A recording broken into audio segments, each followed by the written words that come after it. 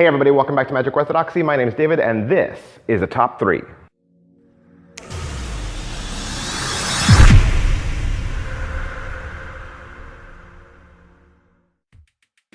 Hey, that's right, this is a top 3 and we're going to look at the top 3 magicians of our generation. Hey, these are the top 3 magicians I think that are currently the best in the world. These are people that are alive right now.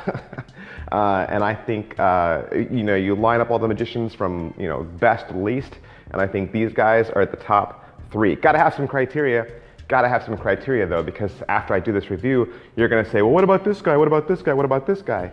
Hey, all your suggestions, they're really good. Hey, I like all your guys too. I do. There's lots of magicians that I look up to and respect and think that are freaking awesome, okay? But there's only 3 that can be in the top 3. And so what are my qualifiers? What are my qualifications? Number 1, they gotta have skills, okay? They gotta have skills to pay the bills. They gotta have skills for days, okay? They gotta have no argument that these gentlemen can do it. They can pull it off. You could stick it in front of them and they could do it easy breezy, okay? So gotta have skills. Number 2, they gotta be a showman, okay? They gotta be a showman. They gotta be somebody who the world would recognize as being an entertainer. Somebody, that means that they can get up there, whether it's on stage or one-on-one, and they convincingly play the part of the magician, okay? Gotta be a showman. And number 3, popularity. Hey, if you're the best, then people know you. That's just how it goes. You can't say, well, what about this guy? Yeah, but if I walk up to some random guy on the street and I say, hey, do you like so-and-so? And they're like, who's that?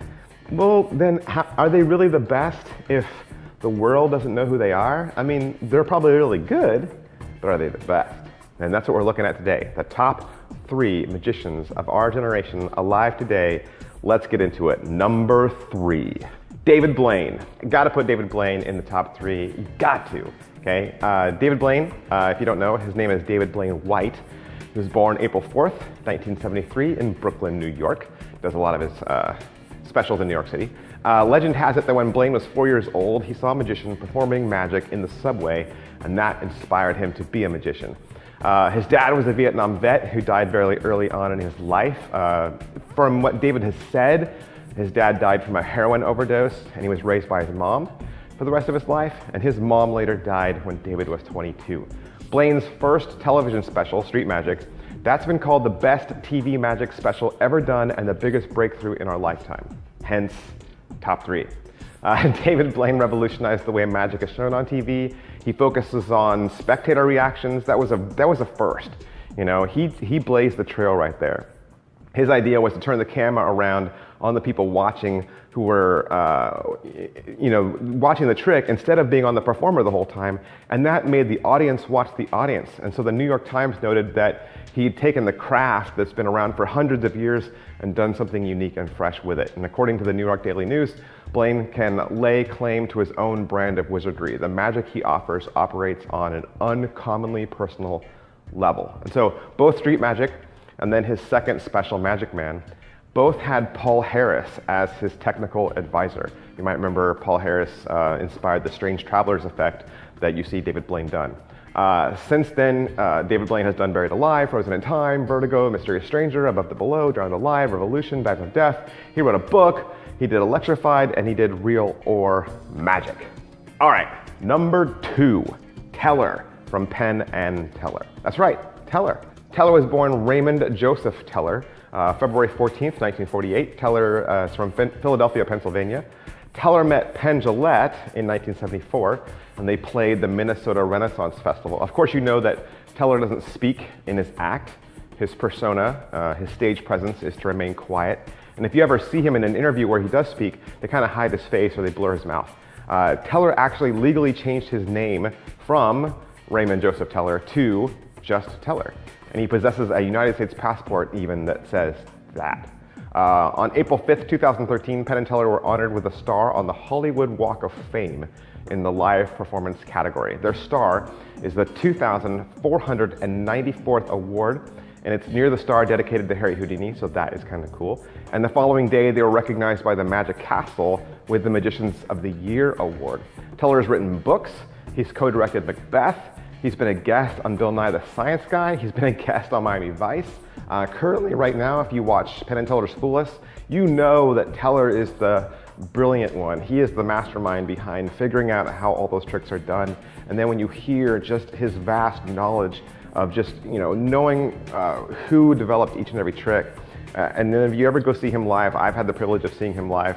He is amazing. This guy can do cards, he can do close-up, he can do sleight of hands, he can do cigarette magic, he can do coin magic, he can do stage magic, he can do gag magic.